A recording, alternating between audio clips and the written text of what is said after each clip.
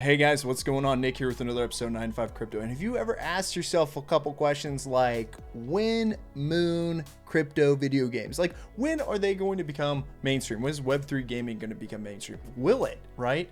Will it potentially get to different platforms that like I currently play on my other games? Well, guys, there's a game called Superior and it's leading the way, and I have some speculation about that, but I'm also wanting to expand today on why I think you're going to eventually see blockchain games on your Xbox and PlayStation. So guys, without further ado, let's jump on in. So guys, we're going to do a quick high-level overview of Superior, the game, the roguelike shooter that you're probably already familiar with. You're like, dude, I know Gala games, I played this already, yes, save me your eye rolls. I know, I hear you. But there's also people probably here that just don't know what Gala games is, doesn't know what Superior is, and they might be curious. So we'll do it for educational purposes. Anyway, Superior is a co-op roguelite shooter, a third-person shooter where all the superheroes have essentially turned into evil abominations. So we're thinking something similar to the story of The Boys, where the heroes really aren't all they're cracked up to be, and they kind of have their own flaws, failures, and psychopathic tendencies.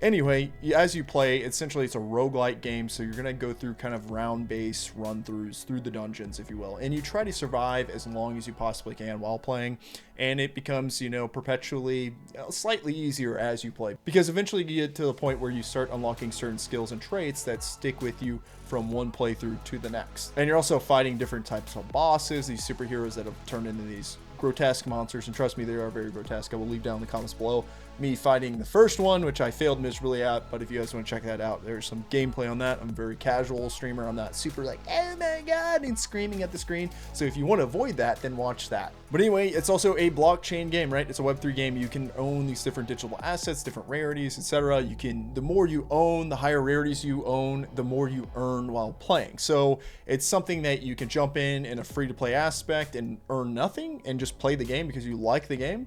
And so there's no loss there. Or if you want to invest in it because you see, hey, there's value in this, I enjoy this, I want to earn, passively somewhat while I'm playing, then you can do that too. Now here's where it gets good. I made another video while also playtesting that game on Epic Game Store, which is really neat because we're starting to see this crossover between isolated or siloed, not economies, but siloed games where there's your normal traditional games, with all their stuff and the battle passes and all that crap.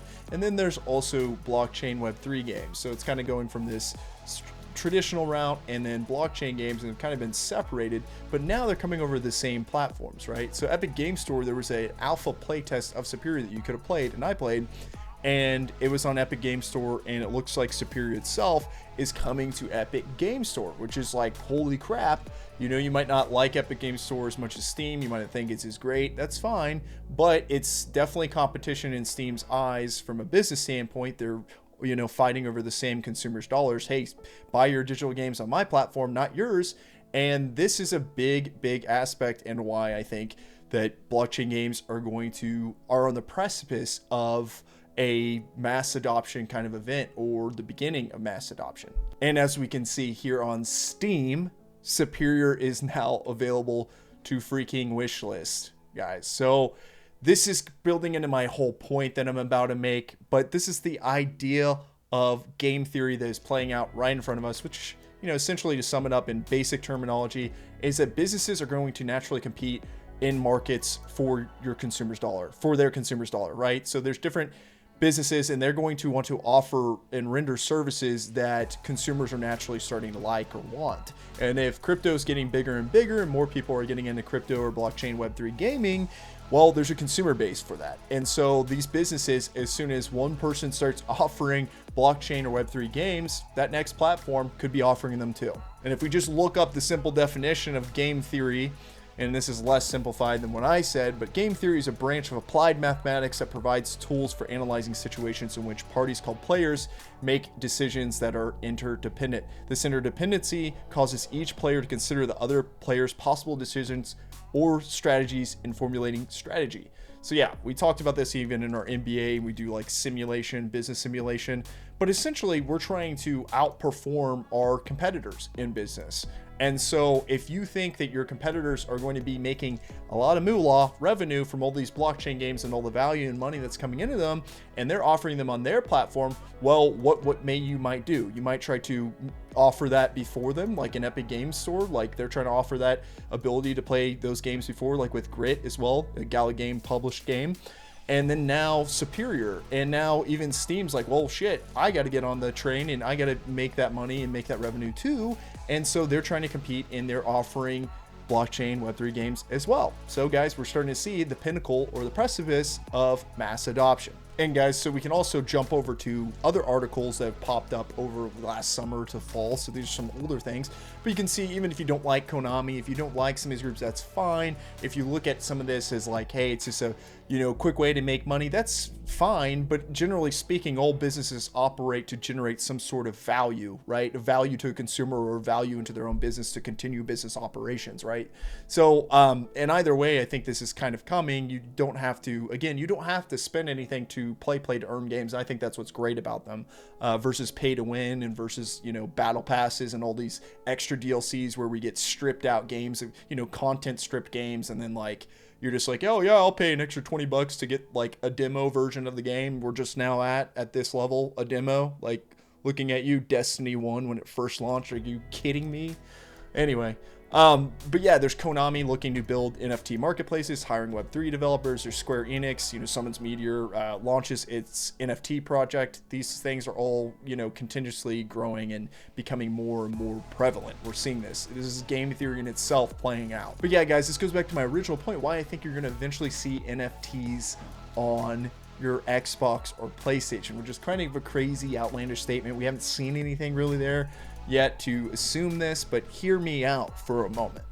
One, NFTs can be more than just JPEGs. They don't have to be just a picture. They can have utility. They can have aspects. They can aspects of utility where they could be essentially a game pass or a pass to certain events, things like that. But also, I could see NFTs definitely being a verifiable identifier for digital assets, such as like digitally downloaded games. So like, do you know someone that's ever downloaded a game on Xbox or PlayStation? Have you done that yourself? Do you have like a big library of downloaded games that you can do nothing with now? You can't sell to a friend. You can't do secondary sales there. Think about GameStop and how they made a business out of secondary sales of games, right? Used games. Now you're saying that, hey, digital assets, we could use unique identifiers, NFTs, to say, hey, you own a copy of this digital game, and then you could create a marketplace on Xbox or PlayStation that where all these players could then trade their digital games. And every time you sell or transact a digital game, a digital NFT licensed video game, whatever it is, Uncharted, Halo, whatever, you could then take a piece of that profit. You could take a cut off that. And you've seen that in other NFT marketplaces where there's a transaction gas fee, or there's a transaction for using that NFT marketplace, like a 5% transaction or something. So Microsoft or Sony can make 5% each time that you or I sell a digitally owned game on their service. Why would they not do something like that? That is a revenue gold mine for them. That is secondary sales opened up to the plethora, because digital sales are the only thing that's really hurt GameStop over time, besides some of their crappy offerings of trade-in value. But you know, the fact that we're all moving towards more digitalization of things, now you can account for that. Now you're still having the digital aspect, but now you're making secondary sales with digital sales. Whoa, mind blown, right?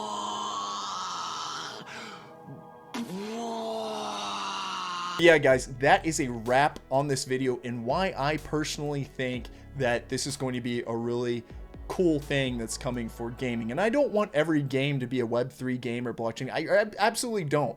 But I just think that, you know, you can participate as much as you want just by playing the game, and these can be free to play games. So like, no harm, no foul, right? And then you can invest things into it if you want, and you don't have to do that. But I just think it's a really cool aspect in video games. I think that mass adoption is coming, and I think truly you're going to eventually see your digital assets more and more be tied to NFTs, like unique identifiers, verifiable on a ledger, you know, immutable, that proves that you own that. And I think that that's a really exciting part of owning digital games, even for me personally on Xbox or PlayStation, because so now I can like literally sell those and like, you know, make some money back on some old games I don't play or whatever. That's a huge thing for me. I think that's really cool. It hasn't been announced yet, but mark my words, save this video, timestamp it, do a little troll laugh at the bottom if you need to, but make sure that you remember this, because mark my words, I believe this really is going to come eventually. And based off game theory, businesses are going to naturally compete here for the consumer's dollar, and they're going to try to anticipate each other's moves, and crypto is as popular as it's ever been. Even after massive corrections, it's still more popular than it was years ago during those massive corrections, because there's just more and more people that stick with crypto. They join, and then they're like, hey, I see the value proposition in some of these ideas, and some are legitimate, some are scams, but some are legitimate. So I try to bring up that information for you. But guys, I am done rambling. That was a lot. I had to breathe for a second. All right, let me know your comments down in the comment section below. And until next time, guys, always remember, coffee's on me. Oh, and also, guys, I did get a JPEG, but it does have some utility. And we'll talk about that project next time on 9 to 5 Crypto. Peace.